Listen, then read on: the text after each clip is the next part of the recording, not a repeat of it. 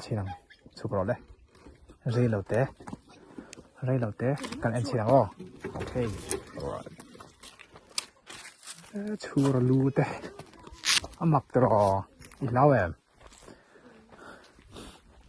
bội té khẩu chặt đầu trò khẩu đầu trò